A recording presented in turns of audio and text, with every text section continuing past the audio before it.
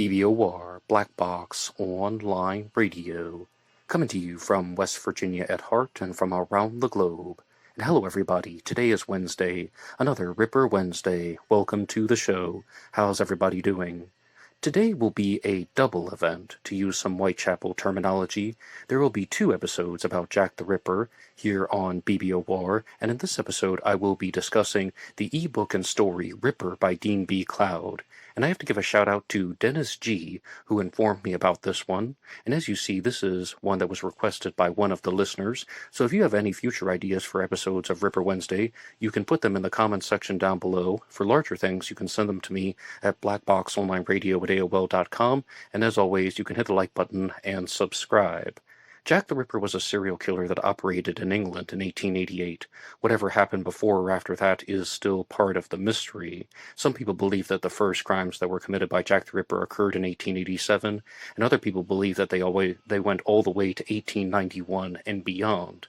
With the story Ripper by Dean B. Cloud, it is fictional, but the reason why I wanted to talk to you guys about this one here on Ripper Wednesday is because it truly explores the thought process of Jack the Ripper.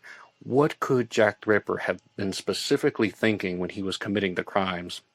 And there are a lot of creative liberties that are taken. There's a lot of creativity in the story, period. It even begins by talking about how he was born out of black velvet, and I'm not going to give everything away. There are very specific reasons why those words are used. But if you do read this one, just bear in mind that it is going to be a fictional story, just a heads up. And the reason why I chose to discuss this one on Black Box Online Radio is you guys know that I'm very curious about this type of thinking, and there's another book out there that's on my radar, and it's called The Autobiography of Jack the Ripper by James Carnac, and I hope to read that one in the near future and just do some comparing and contrasting. But this begins by talking about how Jack the Ripper focused on 2 specific things: lust and murder. The story even begins by saying that the favorite sins of the Ripper are lust and murder. And there's another element that gets incorporated into the thought process, and that is rage. And so clearly someone wants to target women, they have a lot of rage toward women, and they also want to inflict violence upon women. But the reason why the specific women were targeted is because they were out on the streets. Now, they are not referred to as prostitutes or sex workers in the book. They are simply referred to as streetwalkers. And I think the exact line is, they are disgusting streetwalkers. No one will miss them. So someone is trying to commit murder and unleash rage on women, but the problem is it's not exactly satiated and it doesn't actually solve the problem. And what the Ripper is experiencing is when he's committing these crimes, starting with the murder of Polly Nichols on August 31st of 1888, is that he is actually getting angrier and angrier. He's getting more and more consumed by his rage.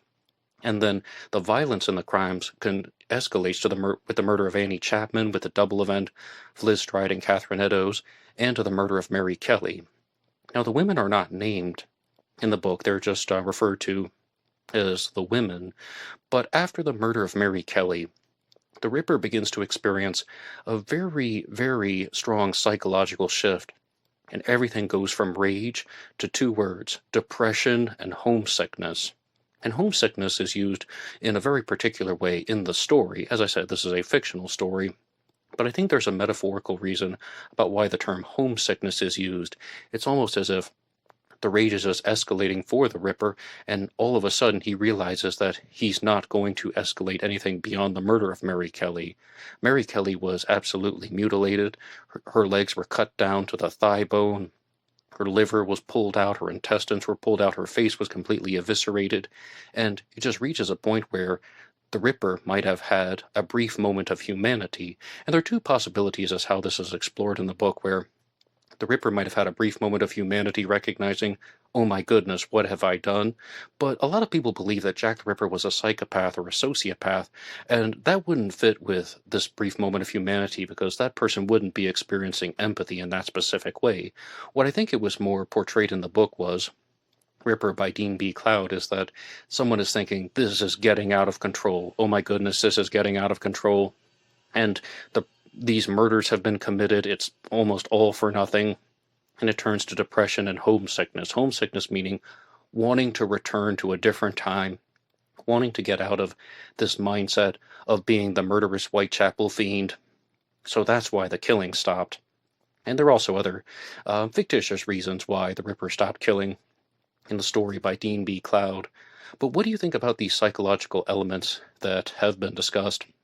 I mean, as I think it's really quite clear that lust and murder would be put together, that Jack the Ripper was committing these murders for some type of sexual gratification, even if he wasn't committing sexual assaults. He was experiencing some form of sexual arousal. So I agree with that particular type of portrayal. I just thought that it was a very interesting observation that the Ripper is going to go from rage to depression and homesickness. Again, homesickness metaphorically, just meaning wanting to return to a different time. Okay, that's it. I've had enough. This has gone on too far. And it's not doing anything for him in terms of emotionally gratifying him, as terrible as it sounds, because real people were murdered. But what do you think about the ideas that have been shared in this story, Ripper by Dean B. Cloud? And I also want to remind you guys that in addition to hitting the like button and subscribing, you can also go through some of the links in the description box, and one of them is for buymeacoffee.com. Buymeacoffee.com/blackboxonlineradio allows you to make a donation or contribution to help support the show, and anyone who makes a donation will get a shout out on Zodiac Monday, and anything you donate on buymeacoffee.com will be spent on true crime books to talk to you guys about here on Black Box Online Radio. Some of the previous book discussions that I've done on Ripper Wednesday were on Jack the Poet with Francis Thompson, Jack the Ripper by Simon Webb, Portrait of a Killer by Patricia Cornwell, and Jack the Ripper, an Encyclopedia by John J. Hiddleston, and Jack the Ripper, the Works of Francis Thompson, although I confess that one was given to me as a gift by Richard Patterson. And I've also been exploring Jack the Ripper, The Facts by Paul Begg, and The London of Jack the Ripper by Richard Jones. That one is actually a free one that is available online that anyone can download, but I have a two-part book discussion about that one. And if anything, if you're just curious about some of these ideas that people have about Jack the Ripper, the world's most famous unsolved mystery, I invite you to check out the content here on Black Box Online Radio. Leave something in the comments section down below, and visit some other episodes. Alright, that will be all for me now, and I will see you guys later today. Double event here on Ripper Wednesday. That's all for me now. Until next time.